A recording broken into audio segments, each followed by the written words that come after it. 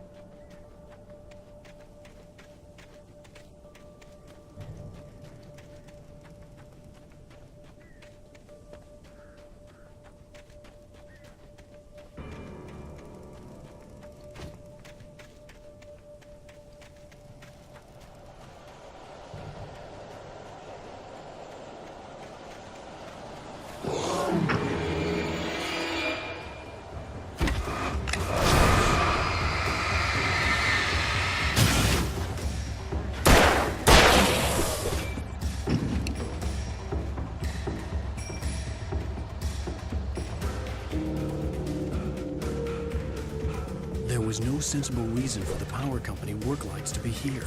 It was almost as if they'd been left for someone like me to use.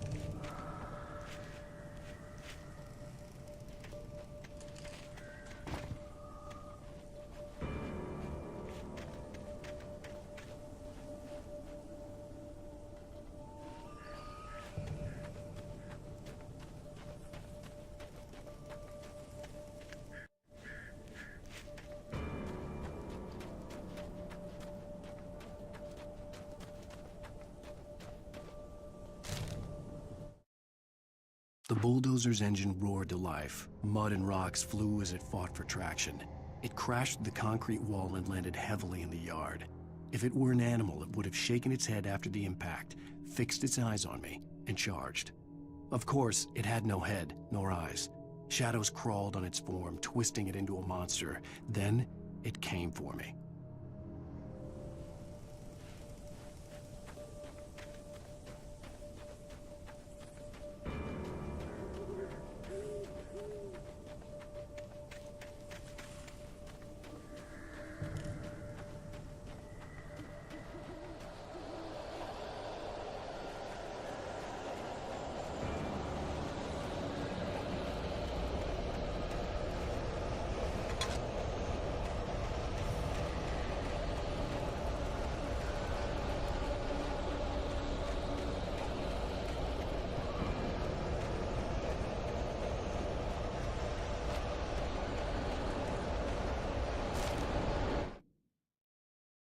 Sarah trusted her gut, and her gut said Agent Nightingale was an asshole. He felt wrong, and it wasn't just the smell of stale booze. It was in the way he flashed his badge, pulled rank, the look in his eyes when he wanted answers. Where was Alan Wake? What was this about an accident? Where was his wife? And most importantly, why did she let Wake go? He wouldn't answer her questions. Federal business was all he'd say.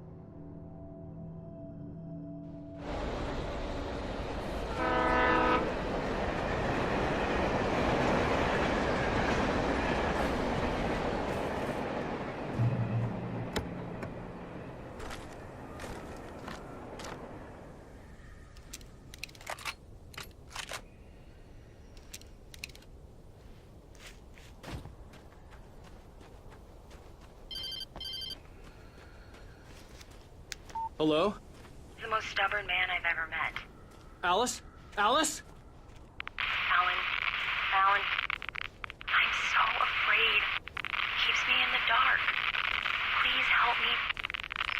at you, Alan, and it's not you. Something else.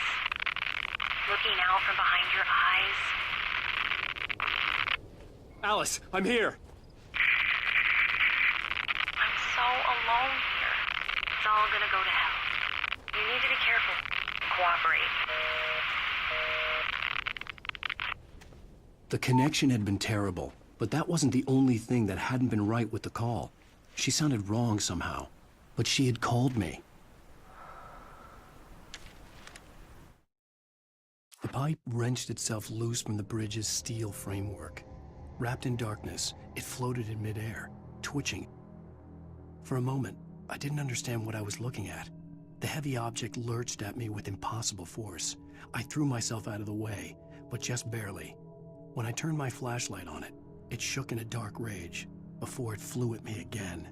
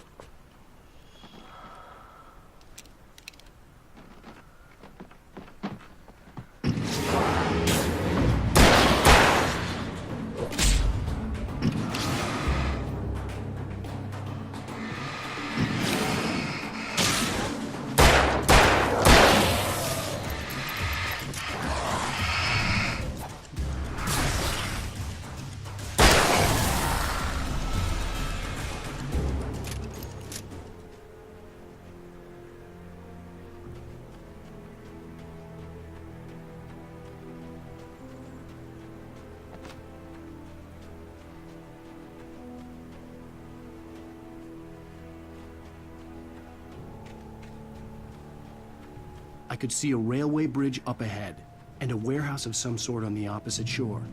I hoped I could find a car from there.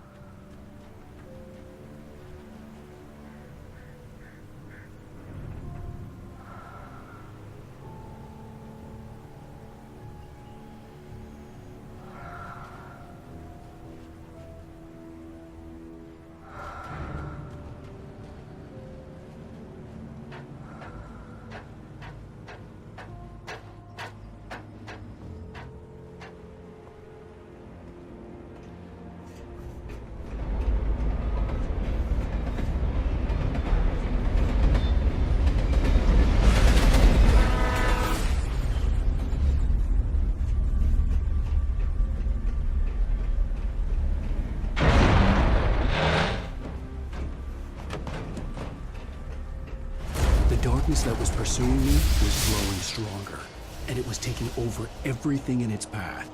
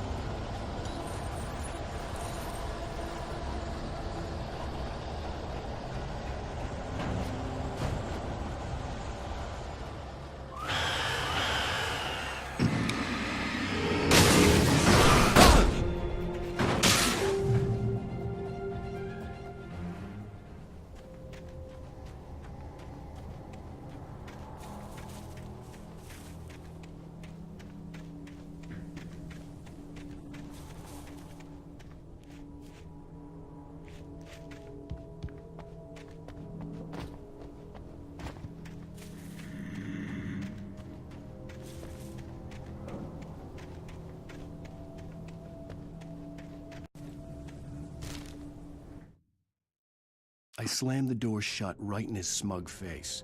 He pleaded for me to open the door. True to form, the asshole actually thought I would obey. I had no sympathy left, no guilt either, not for him. I took a moment to savor the scream. I bet I had a smile on my face. It was all that I had time for. The dark presence was inside the lodge with me.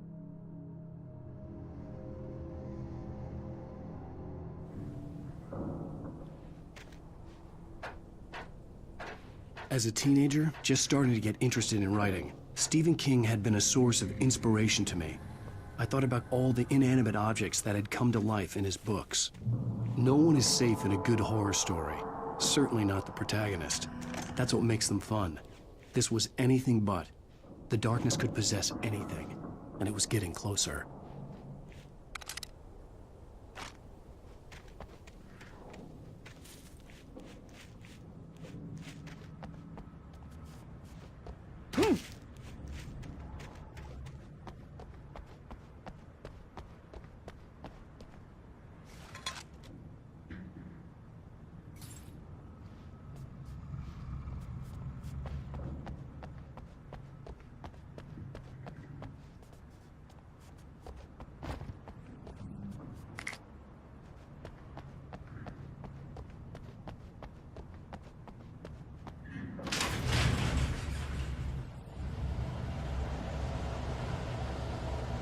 Did you call 911?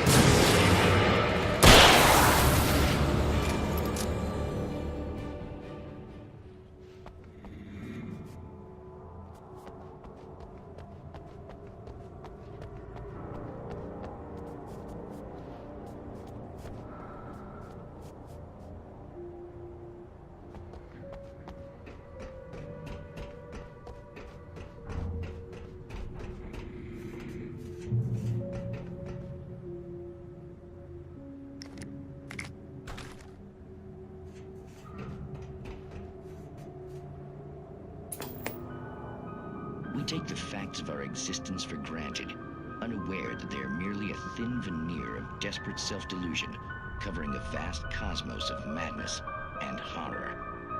All too often, the stars are right. In Night Springs.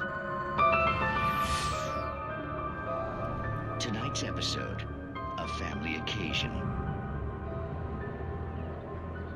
Journalist Alvin Derleth's trip to study the local customs of an insular community in Night Springs has been less than successful. Until tonight. Well, I'm glad you changed your minds about this. Ancient customs, local mythology. My editor loves this kind of stuff. Well, Mr. Derleth, we don't want to feel like we're on exhibition, but you have demonstrated the seriousness of your intent. Oh, I am serious. Really, just do your thing. I'll stay out of your way and observe. Actually, I thought you could assist us. I'm afraid we are a man short. It would provide you with an intimate perspective. Could I really? Of course, Mr. Derleth. Well, I guess that's the least What would I have to do? Oh, here. Let me show you with a kiss.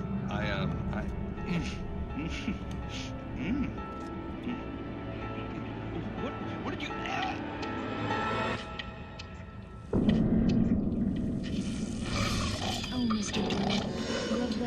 is Nixie Perka, the dweller in flesh. Your body shall host his 1,000 young, and all shall be glory.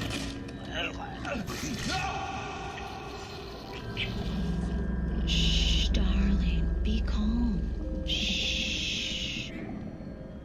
Alvin Derlett learned a harsh lesson. If you go looking for mythology, it may come looking for you. And such quests always bear fruit. In Night Springs.